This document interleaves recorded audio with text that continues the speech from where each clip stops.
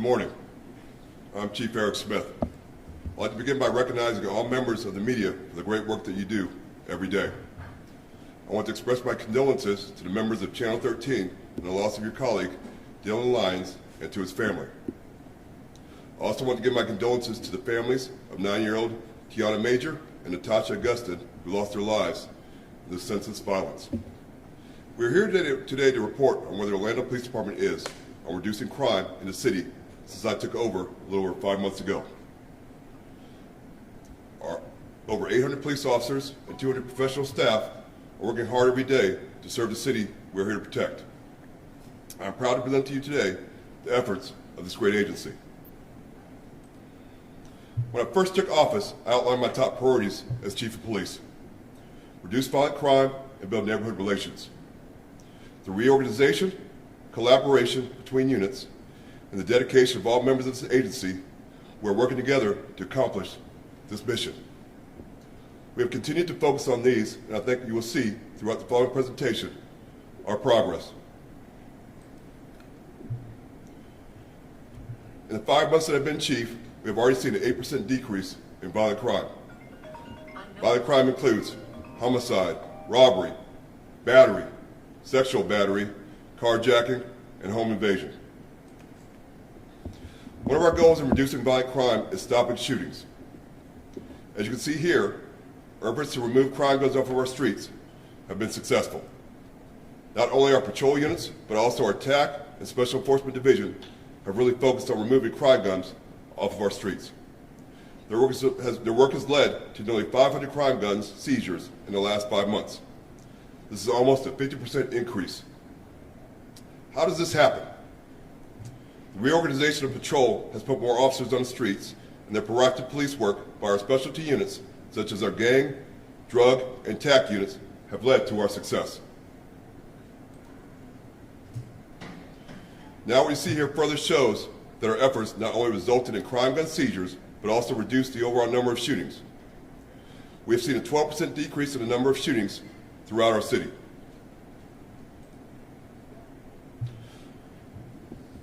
We're always going to have homicides, but it's how you work those homicides is what's most important. Our clearance rate for homicides before I took over as chief was 37%. As of today, our clearance rate is up to 80%. This shows the hard work of our homicide unit. Between September 1st through February 1st, there were 18 homicides, of which 16 have been solved. This is an 89% clearance rate since our reorganization. The national homicide clearance rate average is 61%. Here's an example of the work of our homicide unit.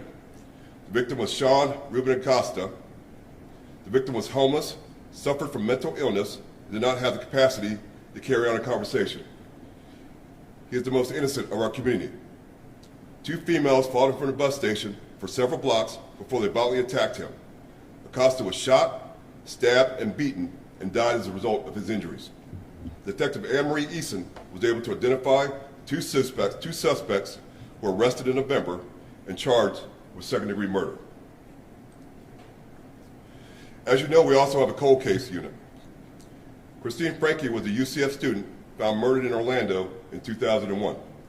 The suspect in the case left behind his DNA at the crime scene. This case was assigned to Detective Mike Fields in 2013 as a cold case to re-examine. In 2018, forensic genetic genealogy began to be used as a tool in criminal investigations. Detective Fields jumped on this and was able to identify the suspect as Benjamin Holmes, who was then arrested by police for the murder of Christine Franke. Just last month, after over 2 decades, Holmes was convicted of first-degree murder and her death. This shows we do not give up. We also have our violent crime unit, which does an incredible job. During Hurricane Ian, there were 2 7-Eleven robberies. Detectives identified the suspect vehicle and conducted surveillance. Suspects were identified, taken into custody, and interviewed by detectives who obtained a confession. 3 arrests were made. Another example of a violent crimes unit, the mobile gas station had a robbery. The suspect discharged his firearm during the robbery. Patrol, fugitive units, and crime center came together and located and apprehended the 3 suspects. 3 firearms were recovered, and violent crimes detectives were able to obtain a full confession. So one of my first actions as chief was to bring back our patrol TAC units. Their mission is to directly impact violent crime. These units have proven in the past to help with the reduction of crime, and as you can see today, they have been effective. They have made over 700 felony arrests, and they have seized over 200 crime guns. The Special Enforcement Division includes our drug enforcement squads, our overdose unit, gang unit, and our fugitive investigation unit. I changed all their missions to focus them exclusively on violent offenders. The gang unit was given a task to target and track violent gangs. The fugitive investigation unit has made 123 felony arrests. The Special Enforcement Division has made over 400 felony arrests. They have recovered 114 crime guns, and they have seized over 21 kilos of fentanyl. Another move I made was to increase manning on our patrol squads. We moved from 10 officers to 12 officers on each squad. This will increase the number of officers in our neighborhoods and on patrol in our streets. The Paramore Bike Unit is responsible for community outreach and enforcement in the Paramore District. They also assist downtown bike units in the Downtown Entertainment District during our peak hours. The picture on the left is a result of a traffic stop where K-9 alerted on the vehicle, and they recovered a loaded firearm, 17 pounds of cannabis, 25 pounds of THC products, and ecstasy. The driver was arrested and charged. The picture on the right is another example of proactive police work by our Paramore Bike Unit, resulting in crime guns and drugs removed from our neighborhoods. Our Neighborhood Patrol Unit has worked hard in our community. They have provided services to approximately 8,000 residents. During the Thanksgiving holiday, they provided meals to over 700 families. They participated in the Marine Corps Toys for Tots program and gave out over 500 toys to our local kids. MPU partnered with Livingston Street Church of God for 2 food drives and handed out food to over 1,000 families. They attended multiple recreation center events to engage with our students. They visited apartment complexes throughout the year and have been building relationships with residents and our youth. Our Neighborhood Patrol Unit focuses its community involvement. These officers also work on the streets fighting crime. They have made 87 arrests and seized 13 crime guns. They also assist patrol, TAC, and other units with investigations and special details. Community relations. I made it my mission to get out in the community and attend meetings to hear our residents' concerns. One of my priorities is to attend meetings in the neighborhoods, regardless of the size, and since I've been chief, I've attended over 120 community meetings. Neighborhood Watch is also a priority, and we're always working hard to build a number of groups and its membership. Community relations has to be the backbone of any good department. Our department hosted our very first Creole Academy with over 70 graduates. We hosted a teen summit with over 700 OCPS middle school students in attendance. The Orlando Police Department hosted a community health and wellness fun day at Eagle Nest Park, which was also well attended. I want to thank all of you for being here today and for the support you give us every day in fighting crime. At the Orlando Police Department, it is important to me as chief to be involved in the day-to-day operations of our department. One change I made is that every commander from lieutenant all the way to chief must ride 1 day shift and 1 night shift on midnights once a month. That type of extra supervision covers almost every day of the month. It shows our officers that we are working as a team to protect our community and make positive change. As I said when I took office, my vision for the Orlando Police Department is to create a culture of positivity and teamwork. The culture will be defined by our actions and attitudes as we all serve and protect the city of Orlando. Thank you again. I will take a few questions. Chief, so this is really great news, and I would like to know, your officers have been working so hard. What would you say has made the difference to make the numbers you want to go up, and the numbers you want to go down, go down? To me, it's all about the officers. Their drive to make our community safer. I mean, basically, we reorganized the department to make it where it's set up to fight crime, and that's what we're doing here. Anytime you do that, you also have to increase your relationship with the community. And I think by going out there and meeting with the community, seeing how the community wants to be policed, and having their input is also very important. What are you proud? It makes me very proud. What are you doing specifically to increase the security in the downtown Orlando? The downtown area, as you know, we've had some incidents downtown. We've increased our staffing downtown. We've also become very proactive. A lot of guns that we do seize come from our downtown area. When it comes to the tactical units, you said that was one of your first actions to bring those back. What units were brought back, and what was in place before? If you could further explain that difference. Before, Patrol TAC was the unit we had further, years ago, and basically as we reorganized our department more into patrol and responding to calls, they went away probably about 5 or 6 years ago, maybe more.